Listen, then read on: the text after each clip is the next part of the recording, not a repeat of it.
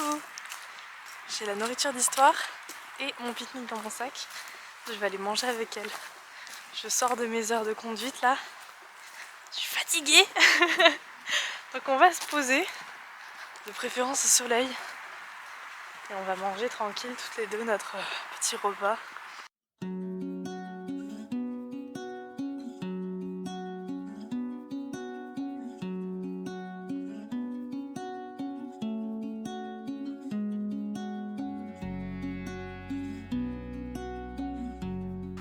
Elle a été super. Je suis vraiment super contente parce que plus ça va, plus elle me dit qu'elle est pas à l'aise et qu'elle veut rentrer doucement. Et ça c'est trop cool. Il se passe des choses moins cool avec Percy par contre. Lundi en début de semaine, la gérante de la pension m'a dit qu'il avait eu des comportements violents avec un copain. Du type le monter, enfin essayer de le monter, le clouer au sol et ne pas le lâcher quoi.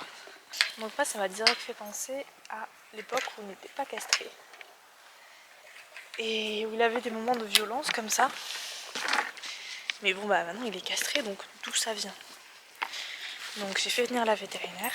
Mais avant de vous dire la suite, il faut que je vous raconte un peu l'histoire de Percy, sinon c'est incompréhensible. Percy a été récupéré chez un maquignon. Donc la prochaine étape pour lui c'était la boucherie. Il avait quelques mois seulement. Heureusement, une jeune fille l'a récupéré. Elle venait pour un réformer des courses, mais au final elle est repartie avec Perceval et son copain de boxe Didier. Étant donné que c'était un sauvetage imprévu, elle a mis une annonce sur le bon coin et à ce moment-là, je venais de ramener Histoire à la maison et je cherchais un autre cheval. Toutes les pistes que j'avais n'ont jamais abouti et un jour mon père m'a dit « Et si on prenait un mulet ?» Alors je me suis dit « Pourquoi pas ?» Donc j'ai écumé les petites annonces et j'ai vu la photo d'un petit mulet avec un licol bleu et un bob sur la tête. Il avait l'air mal en point mais pas étonnant vu son départ dans la vie. Donc on est allé le voir. Il y a quelque chose qui m'a plu chez lui et dans la foulée on l'a emmené à la maison. Après un petit temps d'adaptation, Histoire a pris Perceval sous son aile. C'était un peu son bébé. Elle le protégeait et elle faisait très attention à lui. Comme il revenait vraiment de loin, j'avais pris la décision de le laisser tranquille. C'était mon premier bébé et je savais pas trop par où commencer, surtout vu ce qu'il avait vécu auparavant. Donc j'ai essayé de l'habituer à notre nouvelle vie. Donc je pense que c'était important de le laisser grandir. Le temps est passé extrêmement vite. Sans que je le voie arriver, on a dû quitter notre maison et on a beaucoup déménagé. Ça a rendu le licol symbole de stress et de séparation pour Perceval. On a mis longtemps avant de trouver un endroit où on se sentait bien.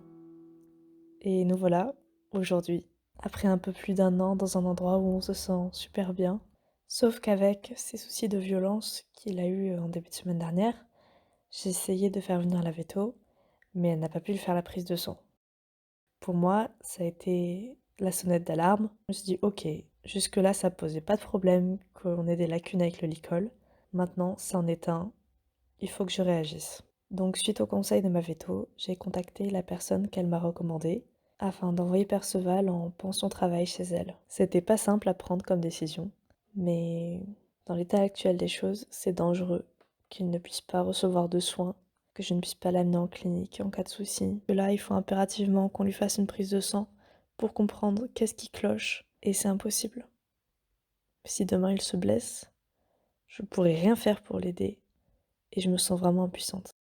Vendredi 1er mars, la comportementaliste va venir le chercher, et il va y rester un mois ou plus, suivant le temps dont il a besoin pour apprendre les bases, être à l'aise et ne plus subir le licol.